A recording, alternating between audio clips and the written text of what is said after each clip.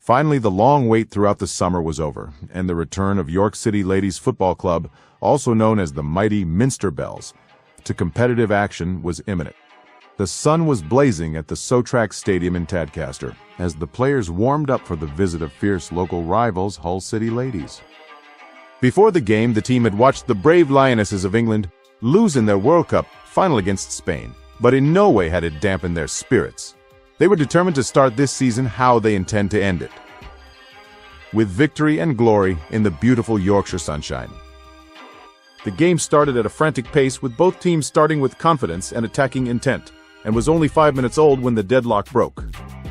Hull City earned themselves a corner, and it was swung in only to be headed clear by the Belles' defense.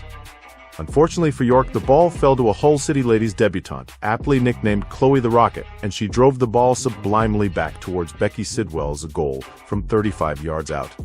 Sidwell, still a step off her line after the corner, was caught blind by the shot by the scrum of players still hanging around the box, and the beautiful strike was almost beyond by the time she caught sight of it. There was nothing she could do. The net shook and Hull City Ladies took the lead with a pile drive.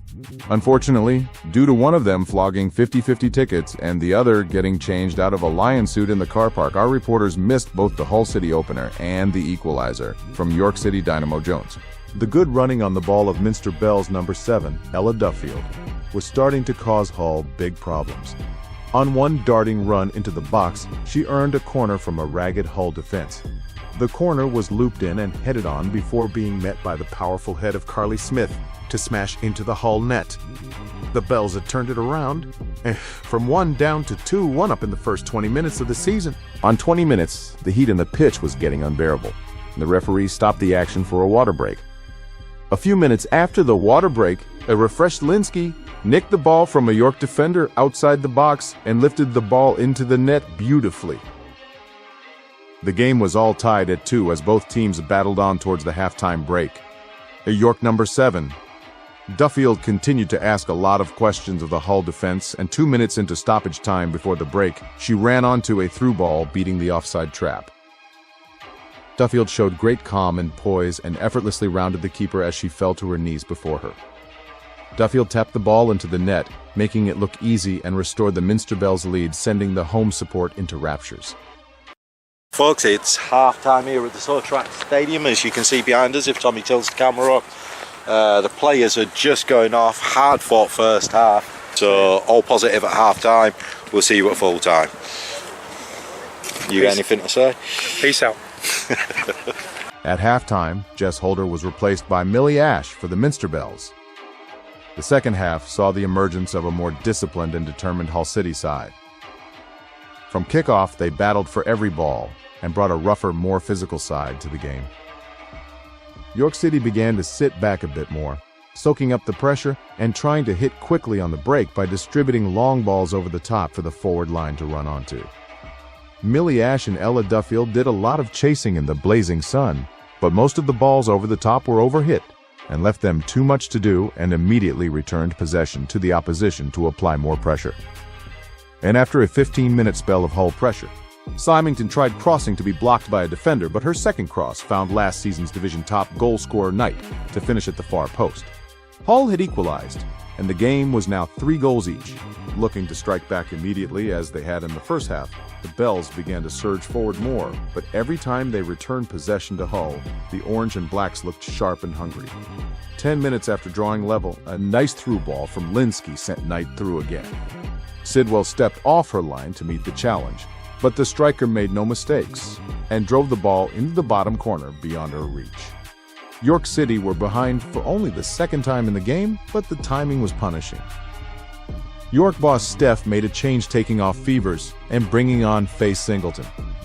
Singleton moved out wide to the right wing, and Duffield, who hadn't slowed down the whole game, moved into a central midfield position. In the last stages of the game, Jess Heald would try a speculative, powerful drive from distance, which went sadly over, and Jones would attempt to drive in from long range with a spectacular strike, but it bounced wide. After giving everything in the blazing sun, our warrior women of York suffered bitter defeat to Hull City Ladies. The final score, YCLFC 3, Hull City Ladies 4. But let's not be too downhearted here. The fighting spirit and work rate in oppressive conditions displayed today against quality opposition gives us at 322 Sport a lot of hope for the rest of the season. There you go, brother. Hi there, folks. Well, it is full time on the 20th of the 8th, 2023. We've just left the So-Trak Stadium in Tadcaster, where we were watching YCLFC against Hull City ladies. We were leading 3-2 at half time, like I told you. Unfortunately, we've lost the game 4-3. We didn't deserve to lose, I don't think. Yeah, me and Tommy were talking on the way around. We didn't deserve to lose, but we didn't deserve to win either. So I think a draw would have been the fairest result. Exactly, yeah. I just think maybe, I mean, Hull seemed better going forward. Like 2 of their goals, like Becky stood no chance on. They were absolute doozies. Oh, yeah. But yeah, I'm not sure what else to say. I might leave Obama to tell you the story of this one, folks, because I'll be honest, after watching the Lionesses lose the World Cup today, after watching the shocking shower that we've seen from York City so far this season, we just want to win. We just want to win. And then the Belles play that well and still lose. Yeah, exactly. Can York City buy a win this season? Probably not. I bet the under-19s don't even want to start their season yet. They're looking at the other teams going, whoa, no, let's wait a few weeks. Exactly.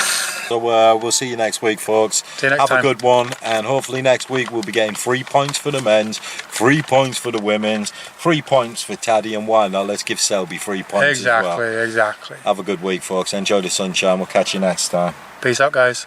Peace.